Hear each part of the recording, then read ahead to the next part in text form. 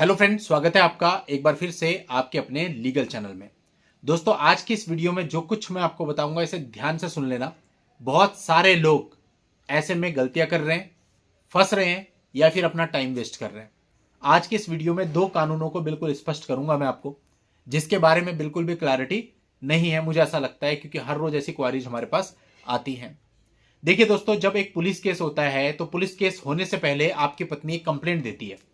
उस कंप्लेंट में आपके ऊपर एलिगेशन होते हैं, आरटीआई की मदद से आप वो कंप्लेंट निकाल लेते हैं, उसी के आधार पे एफआईआर दर्ज होती है। हालांकि वो बीच में कोई एडिशनल कंप्लेंट देके कुछ चीजें ऐड भी करवा सकती है, अपने बयानों में भी ऐड करवा सकती है, लेकिन मोस्टली वो जो कंप्लेंट होती है उसी के आधार पर आपकी एफआईआर दर्ज होती है। तो उस एफआईआर को देख करके आप इतना तो समझ ही जाते हैं कि मेरे ऊपर एलिगेशन क्या है, किन किन लोगों पर क्या क्या एलिगेशन लगाए हैं और क्या क्या धाराएं कल को लग सकती हैं।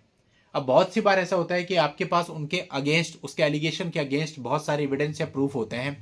देखने में ये आता है कि आप पुलिस को हैंडओवर भी कर देते हो, लेकिन फिर भी वो उसको चार्जशीट का पार्ट नहीं बनाते। यानी कोर्ट में जब चार्जशीट दाखिल होती है तो उसमें बाकी चीजें तो लगी होती हैं, लेकिन आपने जो एविडेंस दिए होते हैं वो नहीं लगे होते हैं। अब कई बार आप ऐसा करते हैं कि वो जो आपके एविडेंस होते हैं उसको रिकॉर्ड पे लाने के लिए आप मेल से भेज देते हैं या फिर आप स्पीड पोस्ट के माध्यम से भेज देते हैं। वो मैंने पहले भी बताया है, अलग से इस पर सेपरेट वीडियो बनाई हुई है, आप उसे देख सकते हैं ताकि वो रिकॉर्ड पे आ जाए। लेकिन इतने के बावजूद भी कई बार होता है कि पूरी चीजें रिकॉर्ड पर नहीं आ पाती, मैटरल फैक्ट छूट जाते हैं और उसके बिना ही चार्जशीट फाइल कर दी जाती है। अब दोस्तों, आज का जो वीडियो है इसका मेन बिंदु यह है कि चार्जशीट फाइल हो चुकी है। एज एन एक्यूज्ड आपने चार्जशीट की कॉपी देखी और आप उस चार्जशीट से सेटिस्फाई नहीं है, आपके हिसाब से वो चार्जशीट बनती ही नहीं है, या जो चार्जेस उसमें उन्होंने पुलिस वालों ने लगाए हैं वो लगते ही नहीं, वो बनते ही नहीं, कुछ धाराएं बनती ही नहीं, कुछ लोगों का नाम बनता ही नहीं था, उसके एविडेंस भी दिए थे, उसके बावजूद भी चार्जशीट फाइल करी है।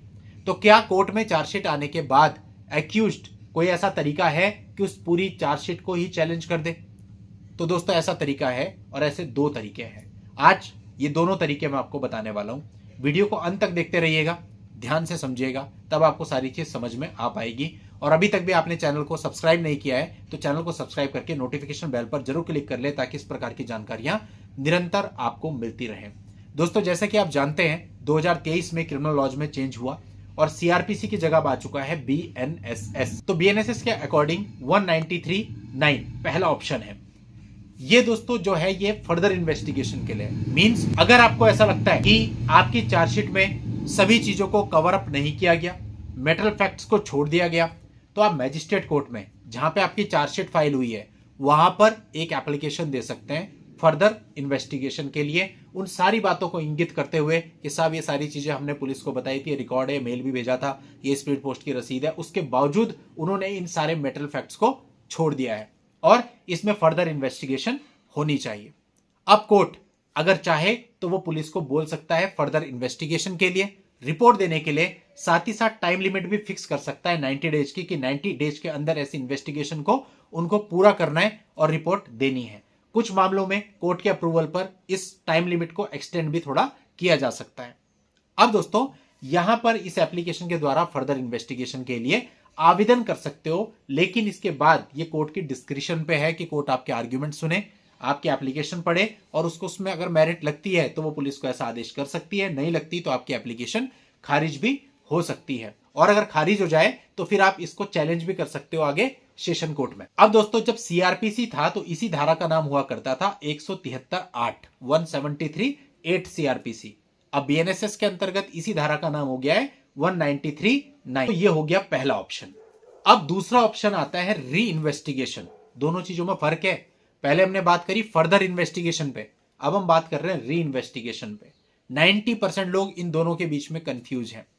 कई बार वो एक एप्लीकेशन दे देते हैं कोर्ट को री इन्वेस्टिगेशन के लिए, जो कि टेक्निकली पॉसिबल ही नहीं है। री इन्वेस्टिगेशन या डी नोवो इन्वेस्टिगेशन, इसके लिए आदेश करने का अधिकार हायर कोर्ट यानी ऑनरेबल हाई कोर्ट और ऑनरेबल सुप्रीम कोर्ट को ही है। री इन्वेस्टिगेशन को ऑर्डर केवल वही कर सकते हैं, लोअर कोर्ट नहीं कर सकती है। दोस्तों, री इन्वेस्टिगेशन एक फ्रेश प्रोसेस होती है और री इन्वेस्टिगेशन का ऑर्डर केवल एक्सेप्शनल और रेयर केसेज में ही होता है, हर केस में नहीं होता है। तो दोस्तों, अगर आपकी चार्जशीट फाइल हो जाती है तो उसके बाद आपके पास ये दो ऑप्शन होते हैं, एक फर्दर इन्वेस्टिगेशन का और एक री इन्वेस्टिगेशन का। फर्दर इन्वेस्टिगेशन थोड़ा प्रैक्टिकल है, आपको सेम कोर्ट में एप्लीकेशन देनी है, एप्लीकेशन या तो डिसाइड हो जाएगी या खारिज हो जाएगी, जल्दी हो जाएगा आपका काम, और अगर रिजेक्ट हो जाती है तो आप आगे चैलेंज कर सकते हैं। लेकिन जो री इन्वेस्टिगेशन वाली बात है, उसके लिए आपको हाई कोर्ट या सुप्रीम कोर्ट जाना पड़ेगा, तो डेफिनेटली लंबी प्रोसेस है, पैसा ज़्यादा खर्च होगा। और जैसे मैंने आपको बताया केवल रेयर केसेज और एक्सेप्शनल केसेज में ही ऐसा होता है, तो यानी चांसेज भी कम रहते हैं। अब आप डिसाइड कर सकते हैं अपनी चार्जशीट को देखने के बाद कि आपको कौन सा ऑप्शन चूज करना है। चलिए दोस्तों, आज की इस वीडियो में इतना ही। नेक्स्ट वीडियो में नई जानकारी के साथ मैं आपसे फिर मिलूंगा। तब तक के लिए good bye and thank you for watching. Take care.